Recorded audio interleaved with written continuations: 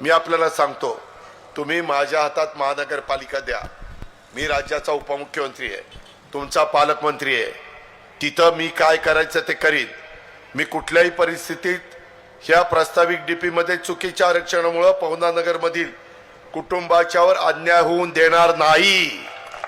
त्यावर योग्य तो पाठपुरावा करून त्यांना न्याय दिल्याशिवाय मी गप्प बसणार नाही। मी शब्दाचा पक्का आहे। हा अजित पवारांचा वादा आहे, दादाचा वादा आहे। त्याच्यामुळे तुम्ही काळजी करू नका। तुम्ही माझ्या ह्या 8 लोकांना साथ द्या, तुम्ही तुमचं काम करा।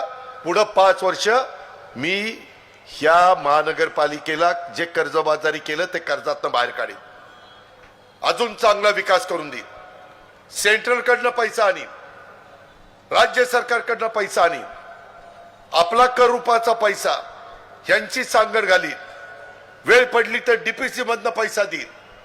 मी आज राज्याचा अर्थमंत्री आहे, मला ते शक्य आहे।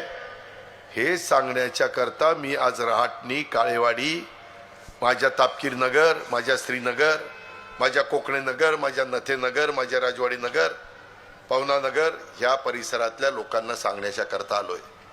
ही आपल्या पुढच्या पिढीच्या भवितव्याची निवडणूक आहे। महाराष्ट्रवादी रे, महाराष्ट्रवादी रे।